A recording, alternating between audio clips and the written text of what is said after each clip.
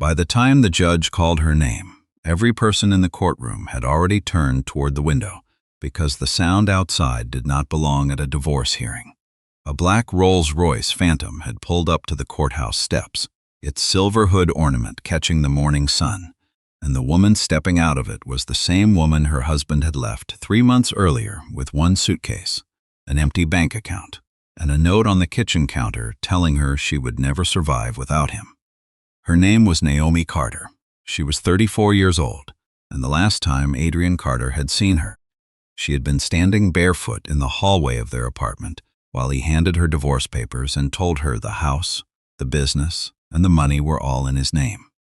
But now she was walking into court wearing a simple cream suit, holding a sealed leather folder, with a billionaire investor beside her and 2 lawyers following behind. Adrian's smile disappeared before she even reached the courtroom door, because the Rolls-Royce was not the shocking part. The shocking part was who owned it, why Naomi had the key, and what was inside the folder Adrian had spent years praying would never be found. Before I tell you what actually happened, please like and subscribe to the channel and tell me your country in the comments. Now let's begin. Naomi Carter had never looked like the kind of woman who could ruin a powerful man. That was why Adrian had underestimated her for 8 years. She was quiet, careful, and soft-spoken, the kind of woman who remembered birthdays, packed lunches, and stayed late fixing problems no one else wanted to touch. When she met Adrian, he was not rich. He was ambitious, charming, and always one good deal away from the life he believed he deserved. Naomi worked as a project designer for a small architecture firm, and Adrian was trying to build a property development company from rented office space and borrowed confidence. He told her she saw beauty where other people saw empty rooms. She believed him because, at the beginning, he seemed to see her too. They married after 18 months in a small courthouse ceremony with 2 friends as witnesses and grocery store flowers in Naomi's hands. Adrian promised they would build everything together.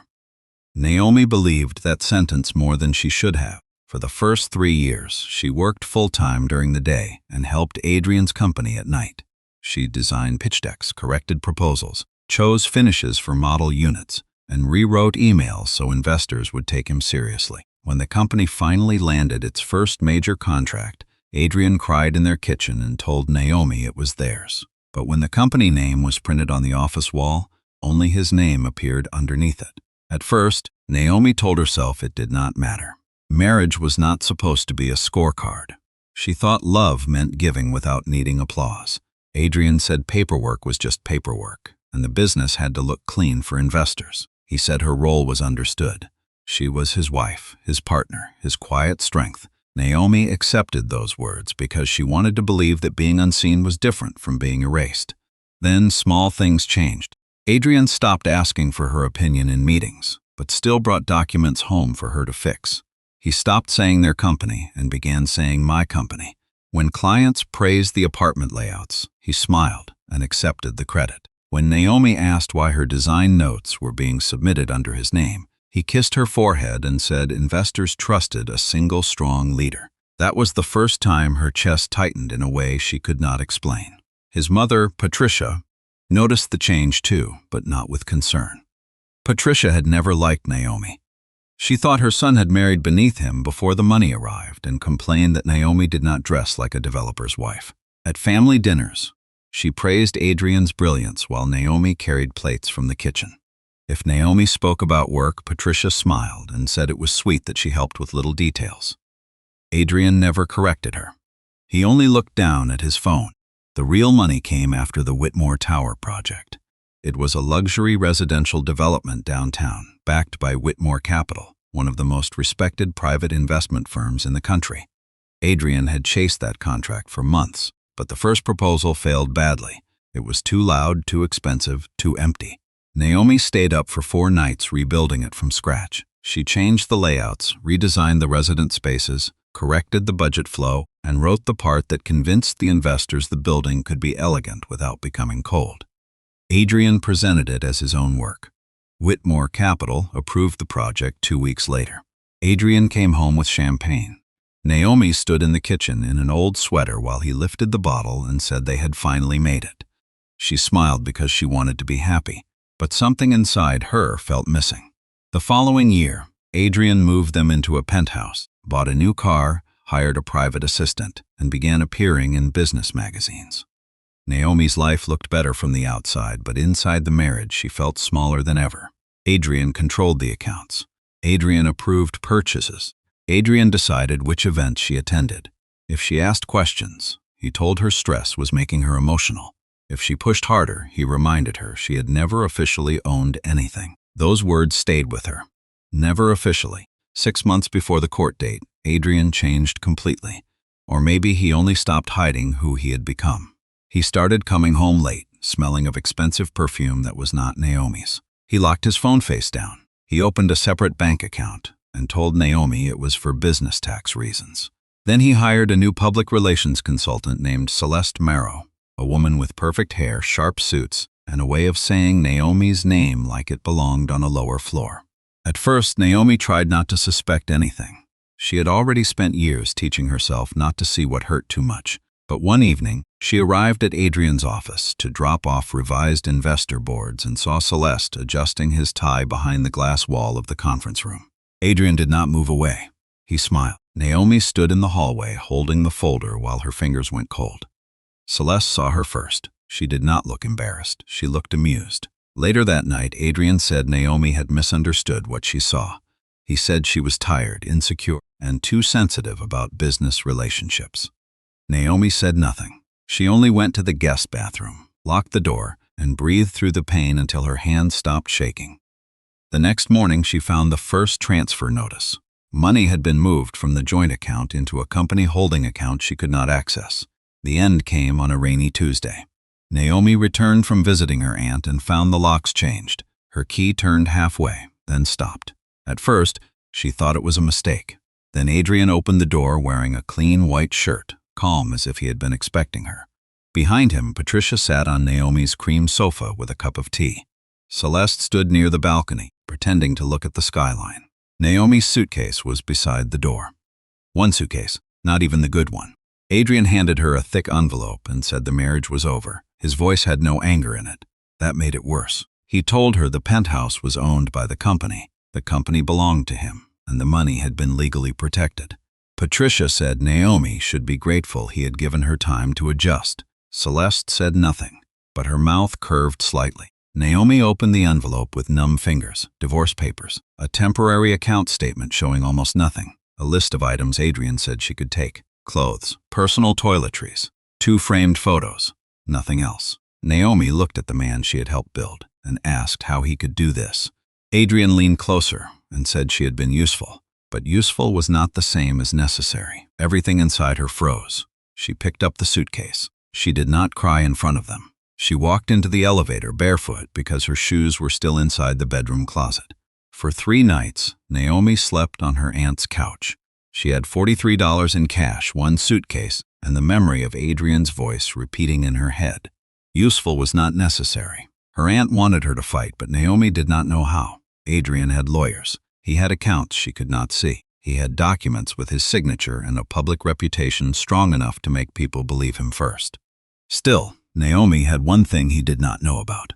Years earlier, during the Whitmore Tower proposal, Naomi had kept a backup drive, not because she wanted revenge, because she had always been careful with work. That drive held original design files, email drafts, budget versions, and timestamps showing who had created what before Adrian ever sent it to investors. It also held private messages Adrian had sent her late at night, asking her to fix projections, rewrite investor language, and make the proposal look like it came from him. Naomi almost deleted it once, because keeping it made her feel disloyal. Now it sat in the bottom of her suitcase like the only witness that had not abandoned her. On the 4th morning, she received a call from a number she did not recognize. The woman on the line introduced herself as Evelyn Whitmore, founder of Whitmore Capital. Naomi stopped breathing. Evelyn said she had reviewed old project files after hearing about the divorce filing. Then she said 6 words Naomi never forgot. "I know who built that tower." Evelyn Whitmore was not a woman people ignored. She was 71, elegant, sharp, and worth more money than Adrian had ever stood near without asking for it. She had built Whitmore Capital after her husband died young, and every developer in the city wanted her approval. Adrian worshipped her name. He kept framed photos from Whitmore events in his office. He quoted her in interviews. He believed she thought he was brilliant. What he did not know was that Evelyn had noticed Naomi years earlier. During the Whitmore Tower pitch, Evelyn had asked a question about resident space flow that Adrian could not answer. Naomi, sitting quietly behind him with a notebook, had answered before she realized the room had turned toward her. Evelyn remembered that. She remembered the quiet wife who knew every measurement, every cost, every choice. She remembered Adrian taking credit too quickly afterward. So when Adrian filed court documents claiming Naomi had contributed nothing to the business, Evelyn's legal team flagged it. Not because Evelyn cared about gossip, because one of the documents included Whitmore project language that did not match Adrian's old files. Evelyn asked for the archive. Then she asked for Naomi. 2 days later, Naomi sat across from Evelyn in a private office with her backup drive on the table between them. Evelyn opened the files, read the timestamps, and grew very still. She said Adrian had not just erased Naomi from a marriage. He had built a public business identity on work that was not his alone. Then she slid a black leather folder across the desk and told Naomi that truth needed better transportation than fear. Adrian did not know any of this. He spent the weeks before court acting like a man who had already won. His lawyer filed statements saying Naomi had been financially dependent, emotionally unstable, and uninvolved in company operations. Patricia gave a written statement saying Naomi never understood business and preferred domestic life. Celeste's name did not appear anywhere, but she moved into the penthouse before the divorce hearing was even scheduled. Adrian also tried to freeze the last small account Naomi could access, claiming she might misuse marital funds. That was the part that made Evelyn angry. Naomi did not know Evelyn had called 3 attorneys the same afternoon. She did not know Whitmore Capital had quietly paused all pending business with Adrian's company. She did not know Evelyn's investigators were reviewing vendor contracts, design invoices, and internal emails. All Naomi knew was that every week, another document arrived showing Adrian trying to make her look smaller on paper than he had made her feel in real life. Still, she did not speak publicly. She did not post online. She did not call reporters. She prepared. The black leather folder grew heavier with each passing day. Inside were printed emails, original design files, contract notes, transfer records, and one signed letter from Evelyn Whitmore stating that Naomi's work had been material to the approval of the Whitmore Tower investment.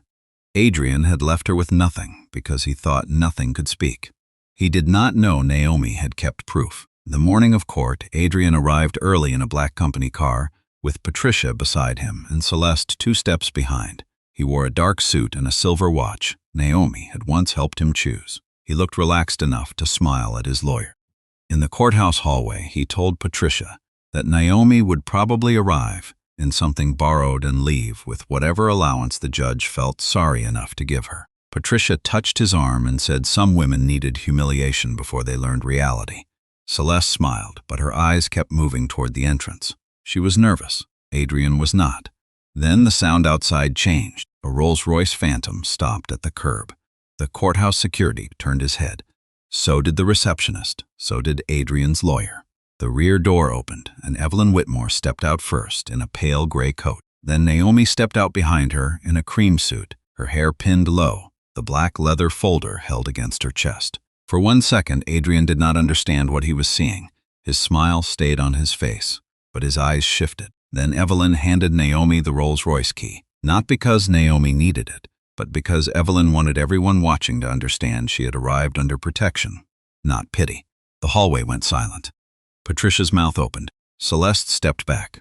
Adrian looked at Naomi like a woman he had buried had walked into court carrying the shovel. Inside the courtroom, Adrian's lawyer began with confidence. He described Naomi as a dependent spouse with limited professional contribution. He said Adrian had built the company through personal effort, risk, and leadership. Naomi sat still. Her hands rested on the black leather folder. She did not interrupt. She did not look at Adrian. Then her lawyer stood and asked to submit supplemental evidence from Whitmore Capital. Adrian's head turned sharply. The first document was the original Whitmore Tower concept file. Naomi's name was embedded in the metadata. The second was a chain of emails from Adrian asking Naomi to revise investor language before the pitch. The third was a side-by-side comparison between Adrian's court statement and the original project archive. His words in court said Naomi had no role. His email said, "I need your brain on this before morning." The judge read silently. Adrian's fingers tightened around his pen. Patricia leaned toward him, whispering, but he did not answer. Then Naomi's lawyer submitted Evelyn's signed statement. Evelyn sat in the back row, calm and still. The statement said Whitmore Capital approved the tower, based partly on design and feasibility work Naomi had created and explained. It also said Adrian's recent sworn description of Naomi's role was inconsistent with Whitmore's own archived records. The room changed. Adrian felt it before anyone spoke. His face went pale. Celeste stopped looking at him. Then came the money. Naomi's lawyer presented transfer records showing funds moved from marital accounts into company-controlled holdings shortly before the divorce filing. Adrian's lawyer objected, but the judge allowed the documents to be reviewed. There were expense records, too. Renovations to the penthouse after Naomi was locked out, jewelry purchases, payments connected to Celeste consulting firm, a company apartment lease in Celeste's name. The courtroom grew quieter with each page. Adrian's posture changed. His shoulders lowered. His jaw moved like he was trying to swallow words he could not say. Naomi still did not speak. She watched the man who had called her useful learn that usefulness could be documented. The final document in the folder was the note he had left on the kitchen counter the day he changed the locks. "You will never survive without me." Naomi had almost thrown it away. Instead, her aunt had taken it from the trash and flattened it under a book. Now it sat in a clear evidence sleeve. The judge looked at it, then at Adrian. For the first time that morning, Adrian looked directly at Naomi. His eyes were not loving, they were frightened, not because he missed her, because he finally understood she was not empty-handed. The judge ordered a deeper financial review, temporary support, access to personal property, preservation of business records, and a freeze on several disputed transfers until the next hearing. Adrian's perfect morning collapsed without one raised voice. Outside the courtroom, reporters were not waiting, because Naomi had not turned her pain into a spectacle. But Adrian's world did not need cameras to crack. His lawyer pulled him aside with a tight face. Patricia kept saying Evelyn had no right to interfere. Celeste stood near the elevator, pale and silent, as if she had just realized the penthouse might not be as safe as it looked. Adrian walked toward Naomi anyway. He lowered his voice and said they should talk privately. That was the first time he had spoken to her like she had power. Naomi looked at him for a long moment. She remembered the locked door, the suitcase, the bare feet in the elevator. The way he had said useful was not necessary. Then she said there was nothing private left between them. Adrian's face hardened, then softened when he noticed Evelyn watching. He said Naomi was making things worse than they needed to be. Naomi held the folder a little tighter and said he had mistaken her silence for weakness because it made his lies easier to hear. Evelyn stepped beside her then, not speaking, only standing there. That was enough. Adrian looked at the Rolls-Royce key still in Naomi's hand and understood the meaning of it. The car was not a gift, it was a message. He had tried to leave her with nothing. Someone powerful had decided to witness what he took. The weeks after the hearing were not easy, but they were different. Adrian's company lost the Whitmore expansion deal within 10 days. 2 other investors paused meetings after learning a financial review was underway. Patricia stopped calling Naomi poor and started calling her ungrateful, which told Naomi the truth was landing where it needed to. Celeste disappeared from company events. The penthouse became part of the dispute, along with the accounts Adrian had tried to move beyond reach. Naomi did not celebrate any of it. She spent those weeks rebuilding her own life, one quiet step at a time. Evelyn offered her a temporary consulting contract, reviewing design proposals for Whitmore Capital. Naomi almost said no because fear had taught her to distrust help. Evelyn told her it was not help, it was work. That distinction mattered. Naomi accepted. The first time she signed a professional contract with her own name, her hands shook. Not from fear this time, from the strange weight of being seen.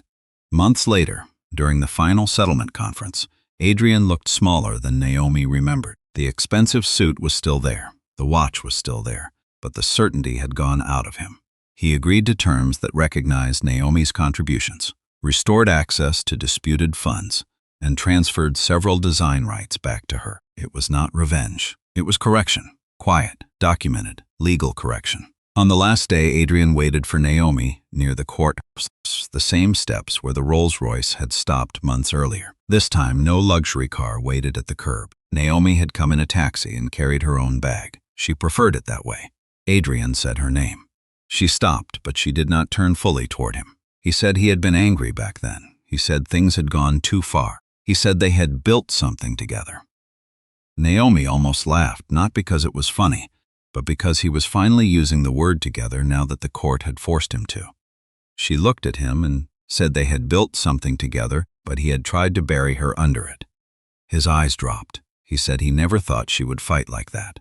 Naomi nodded once and said that was his mistake. Then she gave him the only final line he deserved. She said he did not leave her with nothing. He left her with proof. Adrian said nothing, just silence. Naomi walked down the courthouse steps without looking back. Evelyn's Rolls-Royce never appeared again because it had already done what it came to do. It had carried Naomi into the room where Adrian believed she would arrive broken. After that, Naomi carried herself. Years later, people would still talk about the morning Naomi Carter arrived at court in a billionaire's Rolls-Royce. Some remembered Adrian's face when she stepped out. Some remembered Evelyn Whitmore sitting in the back row like a quiet storm. Some remembered the black leather folder and the note that said Naomi would never survive without him. But Naomi remembered something else. She remembered the elevator doors closing on the night Adrian locked her out. She remembered standing barefoot with one suitcase and thinking her life had ended.